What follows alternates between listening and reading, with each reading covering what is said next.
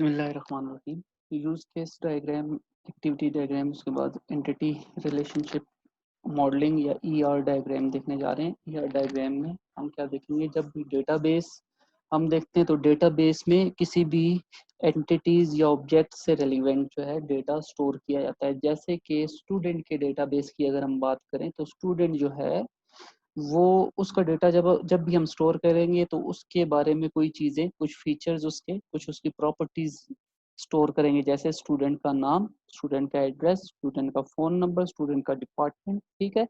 तो registration number etcetera, ये उसका डेटाबेस कहलाएगा। अब डेटाबेस से रेलिवेंट जितनी भी एप्लीकेशंस होती हैं, सॉफ्टवेयर होती हैं, तो उनको उनके डेटाबेस को रिप्रेजेंट करने के लिए हमारे पास एंटिटी रिलेशनशिप डायग्राम जो है वो यूज़ की जाती है। तो एंटिटी रिलेशनशिप मॉडल में एंटिटीज, एट्रीब्यूट, रिलेशनशिप और ईआर डायग्राम्स हम देखेंगे। मॉडलिंग है क्या? ERD is a data modelling technique used in software engineering to produce a conceptual data model of an information system. तो डेटा का मॉडल हम represent करते हैं ईआर मॉडलिंग से। It illustrates the logical structure of database. Database का logical structure हमें समझ आता है, समझने के लिए, अंडरस्टैंड करने के लिए हम ER मॉडलिंग करते हैं। It describes how these data are related to each other. ये बताती है कि ये डेटा आइटम डिफरेंट जो है एक दूसरे के साथ इनका क्या रिलेशन है। For example, the entities writer, novel and consumer may be described using ER diagram this way. अब तीन एंटिटीज या तीन थिंग्स हैं, तीन ऑब्जेक्ट्स हैं, जैसे राइटर है, नॉवल है और कंज्यूमर है। कंज्यूमर जो है वो नॉवल से नॉवल पढ़ता है और राइटर जो है उसको लिखता है। तो इसको ER डायग्राम के थ्रू कैसे रिप्रेजेंट किया जा सकता है, ये आप देख सकते हैं। This is novel. रेक्टेंगल के थ्रू हम इन एंटिटीज को रिप्रेजेंट करते हैं, इन रेक्टेंगल्स के थ्रू। तो writer creates novel and consumer boys novel.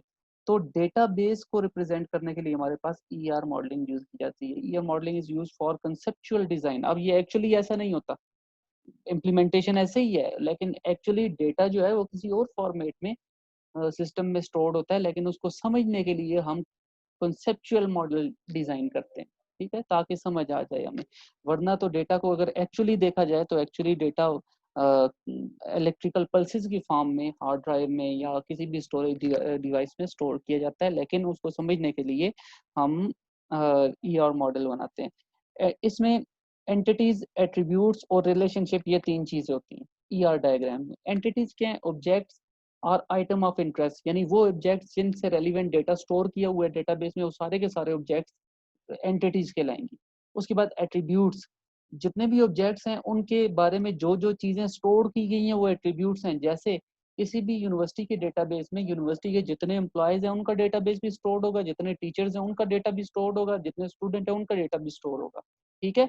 तो स्टूडेंट, टीचर, लेक्चरर या एडमिनिस्ट्रेटिव स्टाफ जो है, एडमिनिस्ट्रेटिव स्टाफ जो है, वो सब के सब हमारे पास एंटिटीज हैं। ठीक हो गया जी। तो अब ये तो एंटिटीज होगी। अब इनके एट्रीब्यूट्स क्या हैं? स्टूडेंट के बारे में क्या चीज स्टोर की गई? स्टूडेंट का एड्रेस स्टोर किया गया, स्टूडेंट का नाम स्टोर किया गया, स्टूडेंट का फोन नंबर स्टोर किया गया। तो ये जो है, ये जितनी भी चीजें, ये स्टूडेंट की प्रॉपर्टीज हैं। या इसी तरह टीचर के बारे में क्या चीज स्टोर की गई, इसी तरह जो एडमिनिस्ट्रेटिव स्टाफ है उसके बारे में क्या स्टोर किया गया, क्या चीजें स्टोर की गई, वो हमारे पास प्रॉपर्टी, यानी किसी भी एंटिटी की जो प्रॉपर्टीज या कैरेक्टरिस्टिक्स होती हैं उनको हम एट्रीब्यूट्स बोलते हैं। रिलेशनशिप क्या है? Links between entities, different entities का आपस में क्या लिंक हो सकता है। In university database we might have entities for student, modules and lecturers. Modules क्या हैं जी? जैसे एग्जाम है, डेट शीट है, टाइम टेबल है, ये मॉड्यूल्स हैं। अच्छा, students might have attributes such as their ID, name and course. जैसे स्टूडेंट, स्टूडेंट की एट्रीब्यूट्स क्या होंगी? आईडी होगी, नेम होगी, नेम हो गए, कोर्स हो गया, and could have relationship with modules, जैसे कि एनरोलमेंट है, टाइम टेबल है, और लेक्चरर्स के साथ रिलेशनशिप भी हो सकता है, और प्रॉपर्टीज भी किसी भी एंटिटी की। तो पास करते हैं थोड़ी देर के लिए रिकॉर्डिंग को। अच्छा जी, ये आपके सामने एक एंटिटी रिलेशनशिप डायग्राम है।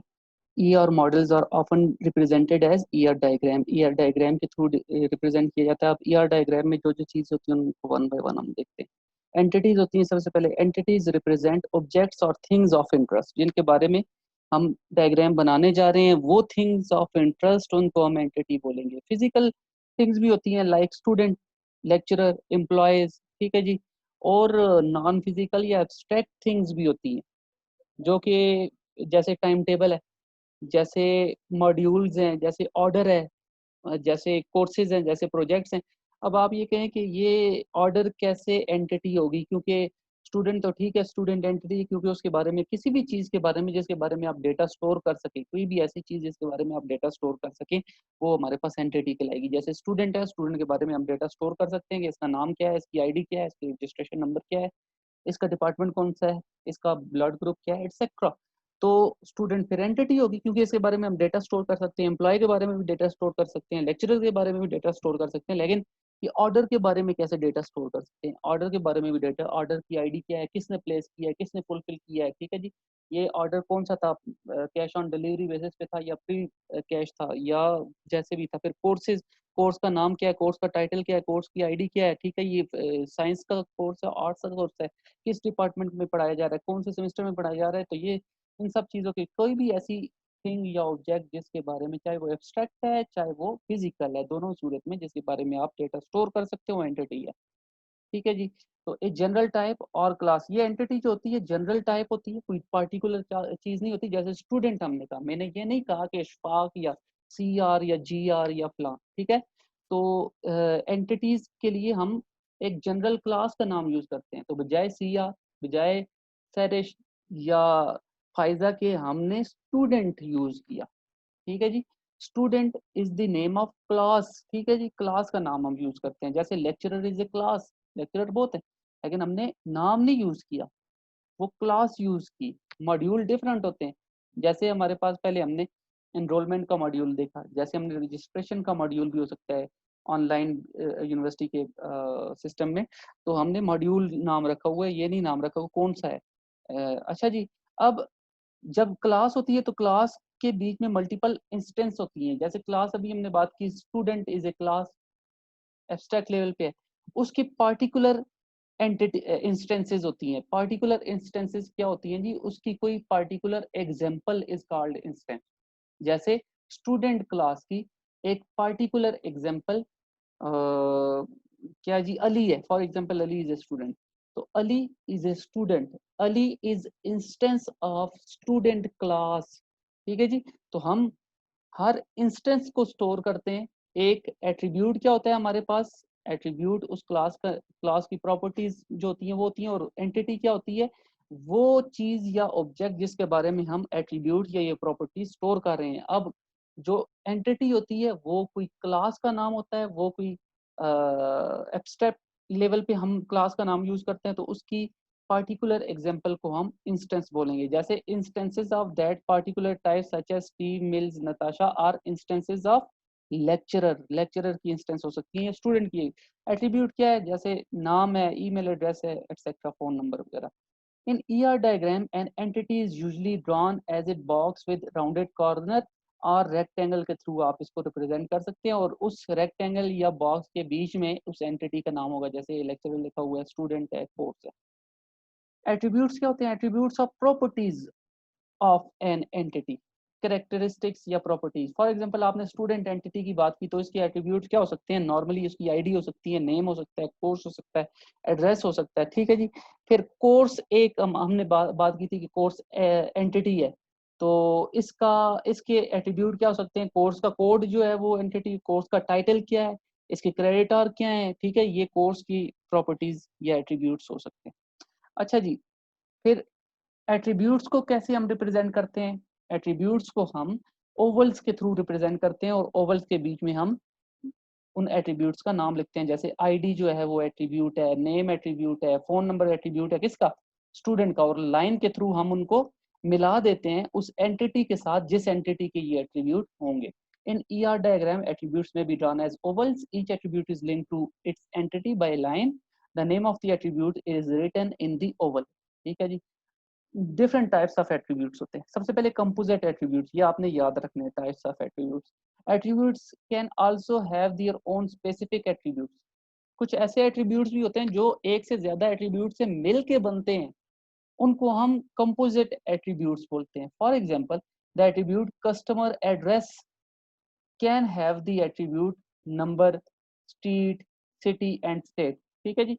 तो इन नंबर, स्ट्रीट, सिटी से हम मिला के एड्रेस बना रहे हैं, तो address is called composite attribute, जो कि मल्टीपल दूसरे एट्रीब्यूट को मिलाने से एक एट्रीब्यूट बन रहा है, उसको हम कंपोजिट एट्रीब्यूट बोलते हैं। ठीक है जी। कस्टमर का एक एट्रीब्यूट है एड्रेस, लेकिन ये सिंपल एट्रीब्यूट नहीं है, ये कंपोजिट एट्रीब्यूट है। इसकी निशानी क्या है? इस एट्रीब्यूट के साथ फर्दर जिन एट्रीब्यूट से ये मिलके बना हुआ है, वो वाले एट्रीब्यूट हम अटैच कर देंगे। ये एट्रीब्यूट एड्रेस, नंबर, स्ट्रीट और सिटी एट्रीब्यूट से मिलके बना है, तो उनको हमने कनेक्ट कर दिया एड्रेस के साथ डायरेक्टली इन लाइन के साथ। उसके बाद मल्टी वैल्यूड एट्रीब्यूट है, इससे मिलता जुलता है लेकिन यही नहीं है। If attribute can have more than one value, it is called है मल्टी वैल्यूड एट्रीब्यूट। अगर एक ऐसा एट्रीब्यूट जिसकी वैल्यू एक से ज्यादा हो सकती है, जैसे हमारे पास नेम है किसी एक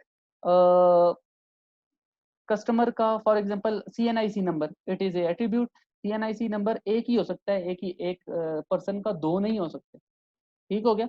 लेकिन अगर हम फोन नंबर की बात करें, तो स्टूडेंट का एक एट्रीब्यूट या प्रॉपर्टी फोन नंबर भी होती है। तो फोन नंबर दो या दो से ज्यादा भी हो सकते हैं, बाद लोगों के पास पांच पांच मोबाइल नंबर होते हैं। या जैसे अगर मोबाइल की बात करें, कुछ प्रॉपर्टीज ऐसी होती हैं जो मल्टीपल भी हो सकती हैं। ठीक है जी। जैसे नेम, अब देखें, नेम भी है और फोन नंबर। नेम जो है हमारे पास कंपोजिट एट्रीब्यूट्स है, फर्स्ट नेम और लास्ट नेम से मिलके बन रहा है, दिस इज कंपोजिट।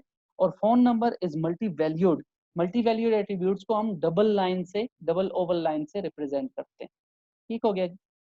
उसके बाद तीसरा है derived attributes, N attribute based on another attribute, this is found rarely in ER diagram. For example, for a circle the area can be derived from the radius. ठीक है जी। अब ये यहाँ से रेडियस के थ्रू, डॉटेड लाइन के through इसको represent किया जाता है। इसकी बजाय आप यहाँ पे देख लें, बर्थ डेट से जो है ना, हम क्लास जो है, एज जो है कैलकुलेट कर सकते हैं। ठीक है। बर्थ डेट स्टूडेंट की एक एट्रीब्यूट है, बर्थ डेट, उससे हम ड्राइव कर सकते हैं एज वाला एट्रीब्यूट, इसको हम डॉटेड लाइन से रिप्रेजेंट करते हैं। यानी ये एक एट्रीब्यूट ऑलरेडी मौजूद है, उससे कोई और इंफॉर्मेशन या प्रॉपर्टी हम कैलकुलेट कर लें, तो उसको हम बोलेंगे ड्राइव्ड एट्रीब्यूट। अच्छा जी, रिलेशनशिप क्या है? हमने बात की थी कि ER डायग्राम में हमारे पास क्या क्या चीजें हैं जी? एंटिटीज, एट्रीब्यूट्स और रिलेशनशिप। ठीक हो गया। पता नहीं कौन सी डायग्राम ये है। ठीक है जी। तो अब रिलेशनशिप की तरफ आते हैं। तो relationships are an association between two or more entities. देखें, जैसे अभी हम यूनिवर्सिटी के डेटाबेस की बात कर रहे थे। यूनिवर्सिटी की डेटाबेस में डिफरेंट एंटिटीज है। कोर्स एंटिटी है, डिफरेंट क्योंकि कोर्सेज हैं, तो कोर्स एक एंटिटी हुई। डिफरेंट स्टूडेंट्स हैं, तो स्टूडेंट एक एंटिटी है। लेक्चरर भी बहुत सारे हैं, लेक्चरर एक एंटिटी है। Employees different, employee is an entity. ठीक हो गया जी। बुक इज एन एंटिटी, क्योंकि मल्टीपल बुक्स भी होती हैं लाइब्रेरीज में, वो भी एंटिटी है। तो इन सब एंटिटीज का आपस में कोई ना कोई एक जो पर्टिकुलर डेटाबेस होता है, उसके अंदर जितने भी एंटिटीज होती हैं, उनका आपस में कोई ना कोई रिलेशनशिप जरूर होता है। जैसे teacher is an entity, student is an entity, और इनका आपस में रिलेशनशिप है। क्या रिलेशनशिप है? Teacher teaches student. ठीक हो गया। तो ये हमारे पास रिलेशनशिप है। उसके अलावा student reads the book, book के साथ आपका रिलेशनशिप हो गया। कोर्स के साथ आपके क्या, स्टूडेंट रजिस्टर्ड रजिस्टर्स ए कोर्स, ये आपका रिलेशनशिप हो गया कोर्स के साथ। टीचर का कोर्स के साथ, टीचर टाट ए कोर्स। ठीक है जी। टाट कोर्सेज, या एक कोर्स या मल्टीपल भी हो सकते हैं। अब ये रिलेशनशिप जो है, ये एक भी हो सकता है, मल्टीपल भी हो सकता है। रिलेशनशिप हैव ए नेम, सबसे पहले तो नाम होगा रिलेशनशिप का। जैसे हमने कहा टीचर टीचेज स्टूडेंट, टीचेज नाम है रिलेशनशिप का। या स्टूडेंट रीड्स बुक। ठीक हो गया जी। अब रीड्स जो है हमारे पास, ये रिलेशनशिप है जो कि बुक और स्टूडेंट के दरमियान है, और इस रिलेशनशिप का नाम रीड्स है। A set of entities that participate in them, नाम होता है, और रिलेशनशिप में एंटिटीज होती हैं जिनके बीच में ये रिलेशनशिप है। जैसे बुक एक एंटिटी है, स्टूडेंट एक एंटिटी है, और उनके बीच में एक रीड का जो है वो रिलेशनशिप है। एक डिग्री होती है, the number of entities that participate, यानी एक रिलेशन के बीच में कितनी एंटिटीज इन्वॉल्व हैं। जैसे स्टूडेंट और बुक जो है, दो एंटिटीज हैं जो कि रीड वाले रिलेशनशिप में पार्टिसिपेट कर रही हैं तो इसका मतलब उसकी डिग्री 2 है। तो फिर एक कार्डिनलिटी रेशियो होती है जो जो हमारे पास इंस्टेंसेस होती है उनके हिसाब से हम कैलकुलेट करते हैं, ये हम बाद में देखते हैं आगे चल के।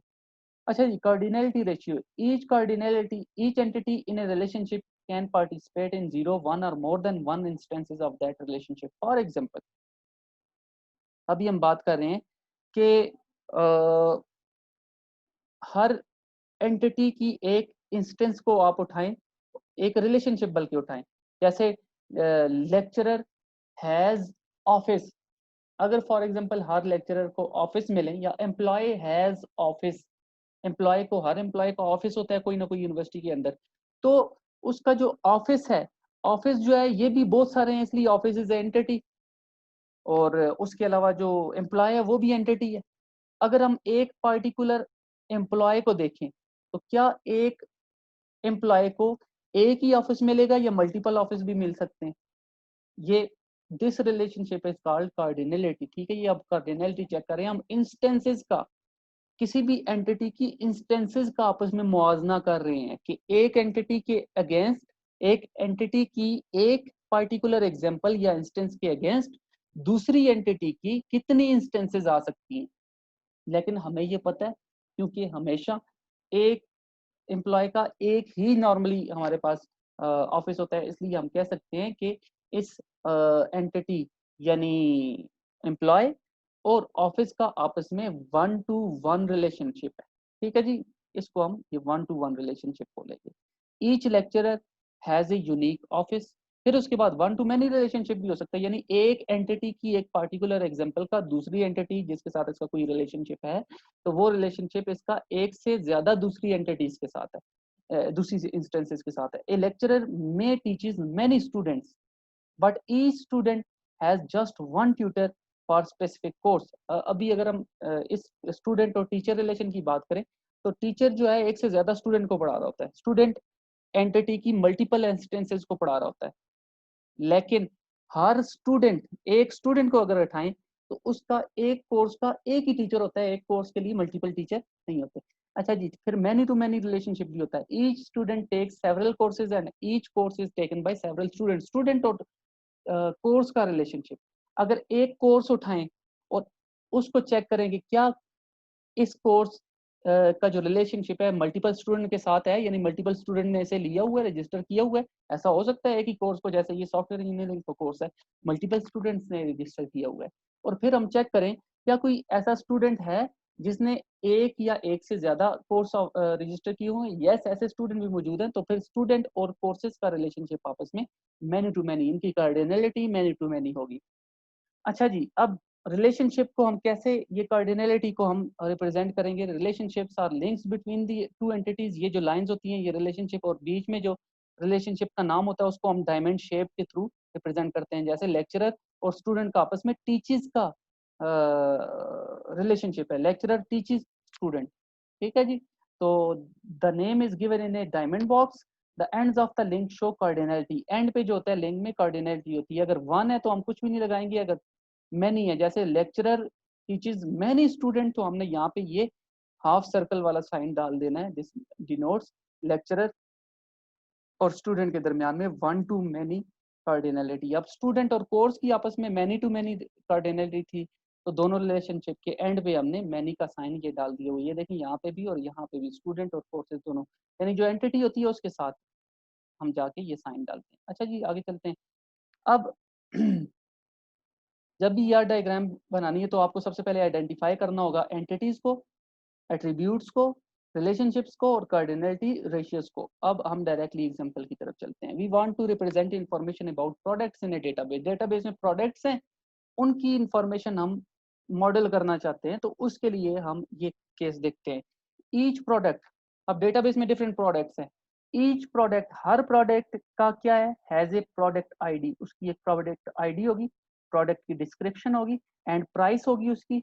और फिर सप्लायर सप्लाई दी प्रोडक्ट्स, सप्लायर जो है वो प्रोडक्ट्स को सप्लाई करता है। अब supplier have address, phone number, name. ठीक है जी, अब सबसे पहले ये बात होती है कि आप इसमें से एंटिटीज को आइडेंटिफाई करें। एंटिटीज ऐसी चीज होंगी जिनके बारे में हम इंफॉर्मेशन स्टोर करेंगे। जिसके बारे में आप इंफॉर्मेशन स्टोर करते हैं तो उसके एट्रीब्यूट्स भी गिवन होते हैं। जैसे कि प्रोडक्ट है, प्रोडक्ट के बारे में आप इंफॉर्मेशन स्टोर कर सकते हैं। यस, यहाँ पे लिखा भी हुआ है। प्रोडक्ट आईडी आप स्टोर कर सकते हैं, प्रोडक्ट की डिस्क्रिप्शन स्टोर कर सकते हैं, प्राइस स्टोर कर सकते हैं हर प्रोडक्ट की, ईच प्रोडक्ट। इसका मतलब बहुत सारी प्रोडक्ट्स हैं और उनके ये प्रॉपर्टीज हैं, उनकी आईडी होती है, उनकी डिस्क्रिप्शन होती है, उनकी प्राइस होती है प्रोडक्ट की। तो प्रोडक्ट इज एन एंटिटी, ये हमने आइडेंटिफाई कर लिया। उसके बाद सप्लायर सप्लाई दी प्रोडक्ट, ये एक रिलेशनशिप है। जैसे टीचर्स टीचर्स स्टूडेंट एक रिलेशनशिप है, ऐसे supplier supply the product is a relationship. अच्छा जी, सप्लायर हैव एड्रेस, सप्लायर का एड्रेस होगा, फोन नंबर होगा, नेम होगा। तो ये इसके मतलब एट्रीब्यूट्स हो गए। तो मतलब सप्लायर भी हमारे पास एक एंटिटी है। तो दो एंटिटीज होगी। each address is made up of street address, a city and a postcode। Address जो है वो स्ट्रीट के एड्रेस, सिटी और पोस्ट कोड से मिल के बन रहा है। इसका मतलब ये एड्रेस जो है ये मल्टी वैल्यूड एड्रेस है, ये बताया जा रहा है। तो सबसे पहले तो हमने एंटिटीज आइडेंटिफाई कर ली। तो प्रोडक्ट और सप्लायर हमारे पास एंटिटीज हैं। तो ये हमने बना ली डायग्राम। प्रोडक्ट और सप्लायर ये हमारे पास एंटिटीज हैं, ये हमने रेक्टेंगल में इनको डिनोट कर दिया। Next thing is relationship. Supplier supply the product, ये इनका आपस में रिलेशनशिप है। ठीक है जी, सप्लायर सप्लाई प्रोडक्ट, ये रिलेशनशिप हम कैसे डायमंड शेप में हम रिप्रेजेंट करते हैं और लाइंस होती है, ये हमने लगा दिया। Next thing is apply the क्या कहते हैं यार, एट्रीब्यूट्स। एट्रीब्यूट्स आपने लिखने हैं तो एट्रीब्यूट, प्रोडक्ट के एट्रीब्यूट लिखे हुए हैं already. Product has a product ID, तो मतलब product ID is attribute of product. Description is attribute of product. Price is attribute of product. तो इनको हम कैसे रिप्रेजेंट करते हैं, ओवल शेप के थ्रू। तो ये देखें, हमने ओवल शेप के थ्रू आईडी, प्राइस और डिस्क्रिप्शन जो है ये शो कर दी और इनको मिला दिया लाइन के थ्रू उस एंटिटी के साथ जिसकी ये जो है जिसकी जो है ये प्रॉपर्टीज हैं, ये एट्रीब्यूट्स हैं। अच्छा जी, नेक्स्ट है हमारे पास सप्लायर। सप्लायर के एट्रीब्यूट्स लगाते हैं जी। सप्लायर का एड्रेस होगा, फोन नंबर होंगे, नेम होगा। तो हमने ये लिख दिया, phone number, name, address Oval shape में। लेकिन आगे एक और चीज थी, वो क्या थी, address is made up of street address, city and A post code. इसका मतलब ये मल्टी वैल्यूड एट्रीब्यूट है। तो हमने एड्रेस का कहा, address is made up of street, city and code. तो जो एड्रेस मल्टी वैल्यूड होता है वो जिन एट्रीब्यूट से मिलके बना हुआ होता है जो एट्रीब्यूट, तो उनको हम उसके साथ लगा देते हैं। Address is made up of street, city and code, so these attributes are connected with address attribute. ये हमने एट्रीब्यूट लगा दिए। एंड एट लास्ट हमने कार्डिनलिटी चेक करनी है। तो कार्डिनलिटी कैसे चेक करेंगे, हर एक एंटिटी की जिसका दूसरी किसी एंटिटी के साथ रिलेशनशिप है, जैसे कि यहाँ पे प्रोडक्ट और सप्लायर का आपस में रिलेशनशिप है, इन दोनों एंटिटीज की एक एक इंस्टेंस उठा के आपने चेक करनी है। सबसे पहले आप ये चेक करें कि एक प्रोडक्ट, कोई एक पर्टिकुलर प्रोडक्ट है, जैसे मेडिकेम है, जो टूथब्रश है कोई फॉर एग्जांपल, तो वो हमने उठाया, क्या एक प्रोडक्ट जो है वो मल्टीपल सप्लायर सप्लाई कर सकते हैं। यहाँ पे अक्सर ऐसा होता है कि जैसे सोप है, वो जो है एक इंस्टेंस है, उसको मल्टीपल जो सप्लायर हैं वो सप्लाई कर रहे होते हैं। यूनिलीवर भी दे रहा है, फ्लां कंपनी भी दे रही है, फ्लां सप्लायर भी दे रहा है। ठीक है जी, तो इसका मतलब प्रोडक्ट का सप्लायर के साथ जो रिलेशनशिप है वो 1 to many का है। ठीक हो गया, एक सोप मल्टीपल सप्लायर दे रहे हैं या एक प्रोडक्ट मल्टीपल सप्लायर दे रहे हैं, तो मल्टीपल का हमारे पास। तो हम वहां पे क्या लगाएंगे, ये कार्डिनलिटी इसकी मैनी लगाएंगे। ठीक है जी, ये मैनी वाला साइन अब हम यहाँ पे लगा देंगे।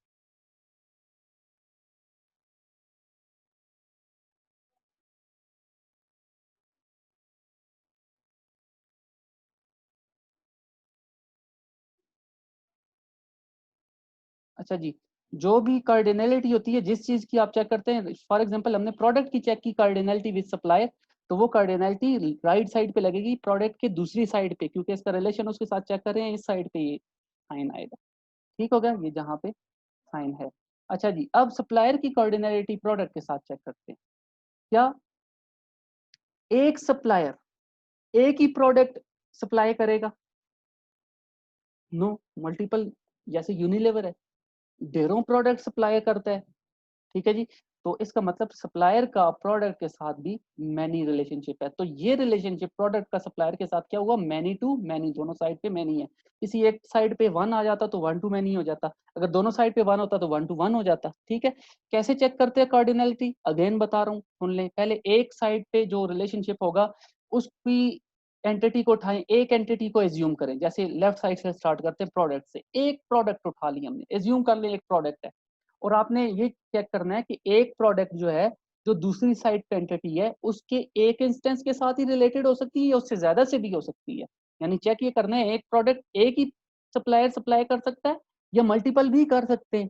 तो हमने ये चेक किया मल्टीपल कर सकते हैं, तो हमने मैनी लगा दी। अब सप्लायर की तरफ आते हैं। क्या फिर एज्यूम करना है एक सप्लायर को दूसरी साइड पे मौजूद एंटिटी के मल्टीपल इंस्टेंसेस के साथ उसका रिलेशनशिप हो सकता है या सिर्फ एक के साथ हो सकता है, ये चेक करना है। तो एक सप्लायर क्या एक ही प्रोडक्ट सप्लाई कर सकता है या मल्टीपल कर सकता है, तो हमने कहा भाई मल्टीपल कर सकता है तो मल्टीपल, अगर एक ही करता होता तो हम 1 लगा देते। This is cardinality. तो ये थी जी हमारे पास ईआर डायग्राम, आप इसको प्रैक्टिस कर सकते हैं।